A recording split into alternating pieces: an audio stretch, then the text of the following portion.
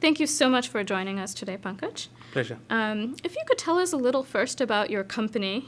You are the head of Hero Motors. Obviously, you have a lot of two-wheelers, auto components. Tell us a little bit about the structure of the business and the separate parts of the business. Hero Group is the 8th largest group in India, manufacturing group. We have $5 billion worth of sale. We employed 27,000 people last year.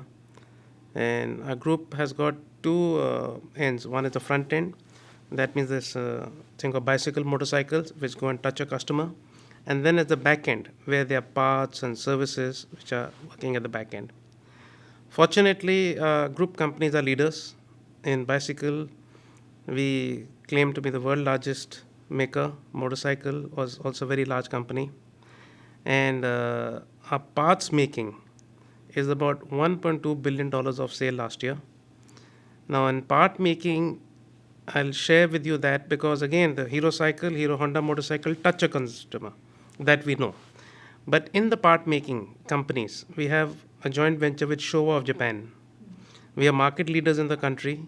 We supply to Suzuki, Honda as a leader. Suzuki is a market leader there, 50% share of market in India. And we've got a joint venture with Sumitomo Corporation Japan called Munjal Kiryu. We supply again to Suzuki, Toyota, Nissan, General Motors. Who else have I missed out? Practically everybody. Mm-hmm. They're all number one. Every Hero Group company that I'm talking about, they are number one in the field. Then we have a foundry, aluminum die casting plant, which supplies again to these all majors. So when I tell you these components are getting into automobiles, means they are most competitive. These are global companies. Suzuki, when they have a tender, it will be like a tender for the whole worldwide sale. So if they are buying from us, means we are really globally competitive. Mm-hmm. So this is the broad structure, I would say, about how the group is looking like. So obviously the business that you're in, especially the auto parts side, if you look at what's happening in, for example, the United States, a lot of it is dependent on the health of the auto industry. And so have you seen any challenges with the global downturn? What has been your strategy to weather that? Obviously, you're diversified across different things, but any particular things you've been doing, especially in the auto parts side? India never really had a downturn. In October 08, that's when the meltdown started. So there was a little lull for about 2 months. And it was not like a depression, but a little flat curve. The growths were not that aggressive. And come 2009 January, the things were up and buoyant again. And our North American exports, they got hit. They got hit pretty badly. And so we were feeding the recreational products that time, all-terrain vehicles. If you have money in your pocket, then you go and buy these expensive toys. But if there's problem, then they take the worst hit. So we have now focused our energies onto a small car market.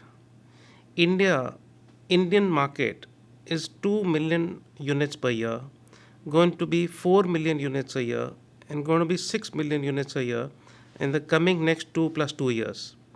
Now North America is a similar number. Mm-hmm.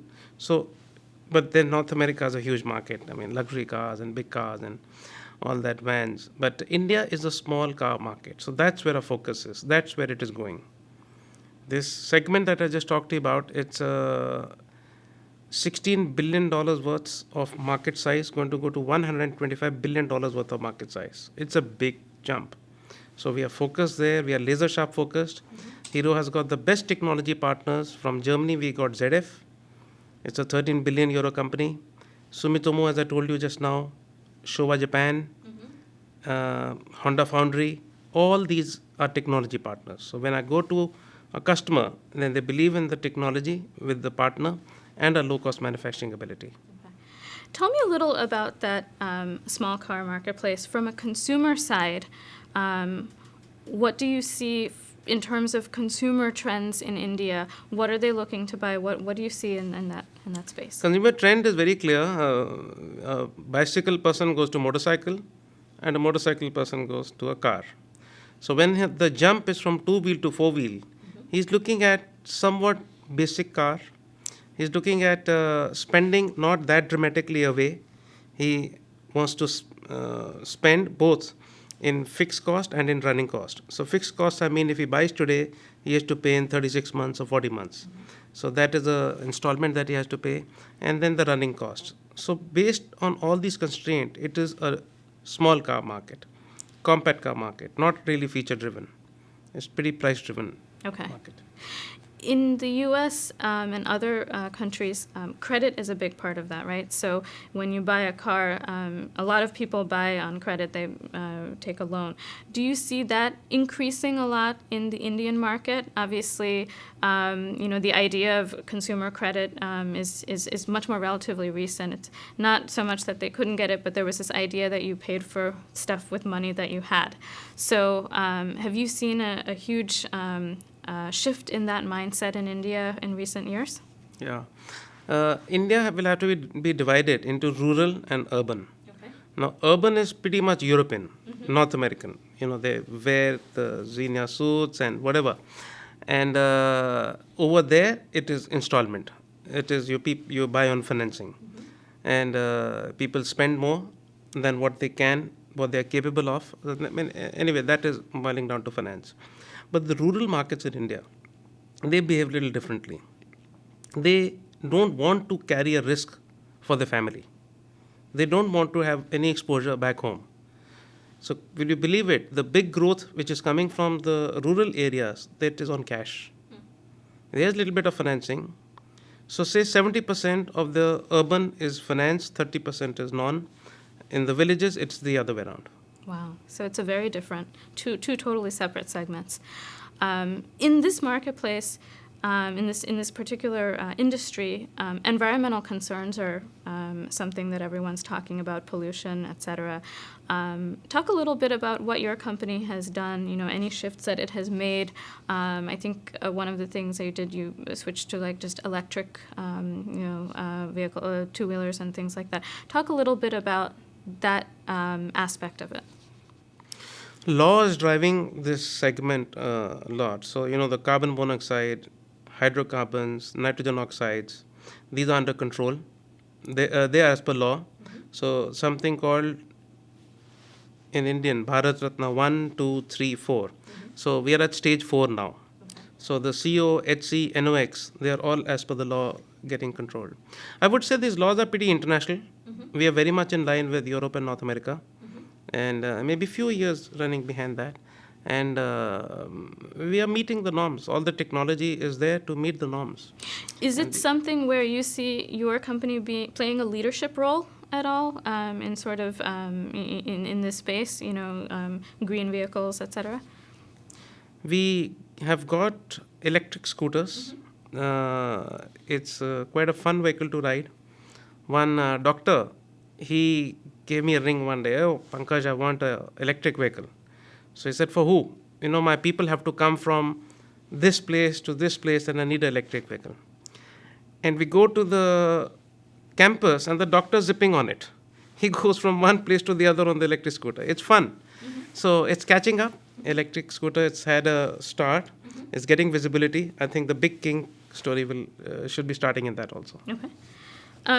Tell me a little bit about the fact that Hero is a family business. So, there's been a lot of, experts have analyzed family businesses all over the world and the challenges faced by family businesses in terms of, what the family members want versus getting professional managers in, et cetera. So what has been your experience or Hero's experience and how has it, managed that? Hero's got more than 20 companies, and some are private, some are public. So let's talk of the public companies. They are professional. They have outside CEOs. CEOs are empowered, and they are running the organization. So it's family owned. It's not family run. So it's family owned, professionally run. So that is the way those companies are running. And the stock market views you. They give you better rating points, and our PE ratios, price to equity ratios, price to earning ratios, they show this. And in terms of that kind of thing, do you have any sort of governance standards or anything that you have developed to kind of make sure that even though it's as you said, family owned but professionally operated, that the family is sort of kept separate? Do you have any sort of written standards, or how do you codify that? So the water flows from the top. So the board structure. So the board structure is pretty balanced board. It's not a family-driven board. They're outside people, and more in ratio. So that sets the tone. And from there, of course, there are corporate governance guidelines which one is following up and following through. In terms of the structure of Hero, now when at its outset there was it's kind of like a JV or something with a Japanese company, right? And its structure.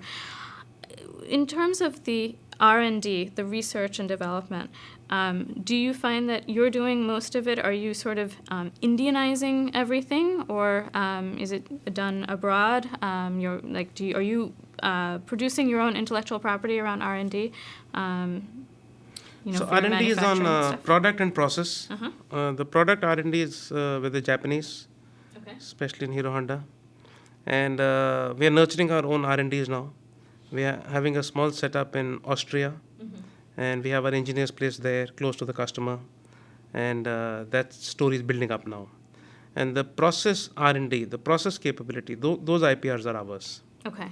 When you say close to the customer, so why Austria? Tell me a little bit about why. Some of our big customers are in Germany. Okay. And Austria is very close to Germany, common border. And no, we got a good setup there. We have a very large customer, Bombardier, over there. I see. So okay. It's based there. Okay. And what kinds of products for which market are you developing?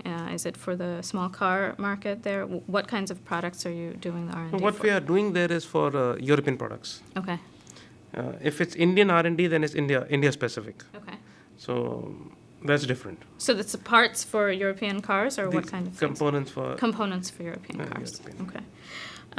When you are running the business, when you are hiring people, what is your hiring strategy? When you look at candidates, for instance, for your company, what's a favorite question you like to ask of them? What do you look for in a candidate for this kind of company? They should have the ability to look into the eye and say a no. Somewhere, they are great people and they don't make an opinion and they don't have an opinion. So I've seen some very good people, they could not get their point across. So somehow or the other, the ability to say no, get reality on the table. Because if you get the problem on the table, it'll be solved. If it's not coming on the table, it is under the table, or it just does not come. That is where the big problem is. So we somehow provoke people and try to say. Do they have to have a passion for the business? Is that something that's... Without that, there's no story. Hero is passion. You have to die to achieve. And how do you gauge that in a candidate? I mean, what kinds of things do you look for, characteristics or things that they've done? Anything particular that you ask them to draw that out of them? See, in an interview, you get maybe 30 minutes to spend time with a candidate. But then there's so much more you got to really understand. And then once the employee comes in, then you're partners for life. Then you have to live with each other for a long time. So to understand that, you read a little bit about the past, try to understand the nature, capabilities, and demographics, psychographics, everything, and body language, references. So, a lot of homework is done before it comes up to us. And we really want some of the American culture, I would say. You want American culture. Talk a little bit about that. What do you mean by that? We are taking our companies now boundaryless. Some of our supply chains come from outside India. Some of our front end goes to Austria, goes to Mexico, goes to Germany, goes to America, goes to UK. So, it's not an Indian company supplying them. It's like, it was that. But now it's got to be different. It's really, we have to make it more boundaryless. So you're looking for a global mindset. Definitely. So let me ask you, what would I find in your garage? What do you take around when you have to go around? I love cars. I've got some nice toys. How many toys? Few of them. And do you ever take a two-wheeler around? What's your, if you had to just pick one of the cars that you have in your garage and drive around, what's your favorite? I love my Audi R8. Yeah? But of course, the two-wheelers is fun. Which two-wheelers do you take around? Our usually? own. Your own two-wheelers. Excellent. Well, thank you very much for joining us today. My pleasure. Absolutely my pleasure. Wonderful. Thank you.